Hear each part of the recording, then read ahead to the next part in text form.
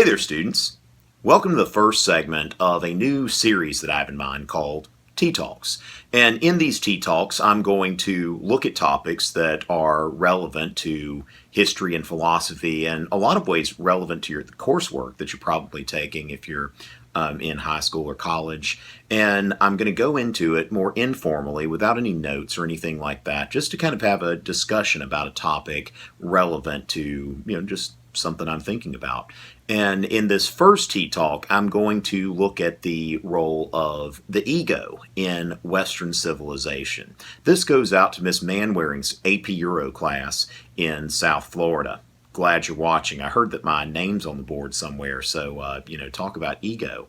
But anyway, one thing that I want to look at is the kind of discrepancy, because on one hand, Western civilization is very individualistic compared to other civilizations around the world. But then at the same time, a lot of times when you hear about somebody having a big ego, that's typically not a compliment that somebody gives somebody. You never hear like, oh yeah, this person has a really big ego. That's something I really admire about this person. And then what is the ego? The ego, that comes from the Greek word and also the Latin word for I, for the self. And typically when we say that someone has a big ego, we say that this person has a high opinion of themselves, and typically in a bad way. Now, of course, we also complain when somebody has a low opinion of themselves, that they have a low self-esteem. We consider that to be a disorder and that sort of thing. So, my question is, why is it that our individualistic Western civilization often uses the term ego in a disparaging context? And one thing that I would note here in this sense is I would bring into account the two most influential philosophical currents of Western civilization.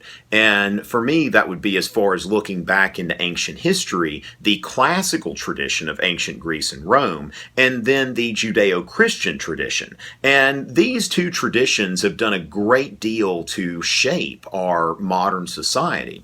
And when we look at the classical tradition of ancient Greece and Rome, people were supposed to aspire to leadership. People were supposed to have ambition. You look throughout these histories and you see these people. Think about the Romans and all of their civil wars. Where did this stuff come from? Well, a bunch of guys with big egos that raised armies and killed each other. Then at the same time, though, there were a lot of people who used their egos for good. There was a time during the Second Punic War where Scipio Africanus wanted to invade Africa, and Fabius Maximus said, "You're just doing this for personal glory." And Scipio said, "You got me. I am doing this for personal glory." All right. The Romans, they had something called a triumph, and this was a huge parade when somebody won a military victory. And all of the spoils of war would be paraded in front of the crowd, and the victorious general got to ride in a chariot, and everybody is cheering for him. And it was such a spectacle that there was a servant that would be in the chariot with the triumphant general, and he would whisper in his ear, and he would remind him the whole time that he's mortal. So Scipio Africanus, he wanted a triumph. Everybody wanted a triumph. When you're a little kid watching a triumph, you're thinking, I want to be there. I want to be that person that everybody's cheering for. And he says, look, I have an ego. I want personal glory, but at the same time, I am also doing something that is best for Rome. So the ego is something that in ancient Greece, ancient Rome, this is something that was encouraged. You look at their art and it exalts the human body.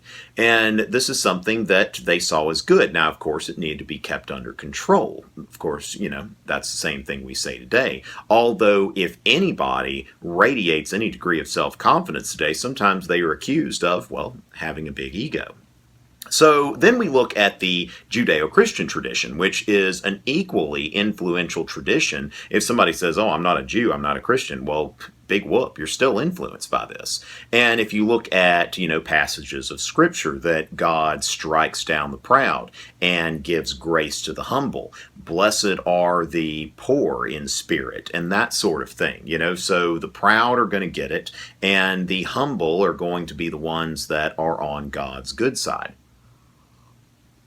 So when you put together these two competing traditions, you get a tradition where we have a very individualistic current coming from ancient Greece and Rome, and then of course the Judeo-Christian tradition, which thinks about charity and humility. Think about this. Like, you ever see somebody get an award and they go up to get that award, and the first thing they say is, "I'm humbled to get this award."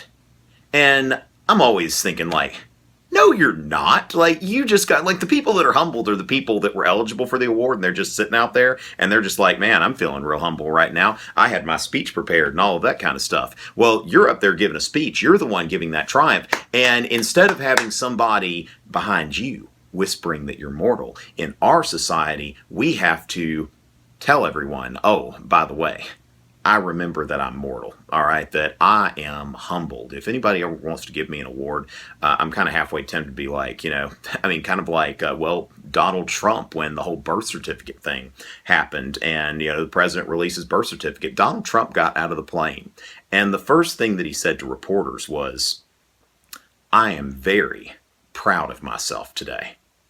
And that's very strange for people to say. And of course, if you think about that, I mean, that may explain part of the Donald Trump phenomenon, that you've got, half the country that is like, maybe probably a good bit more than half, to be honest, but they're like, hey, we're waiting for this guy to fall.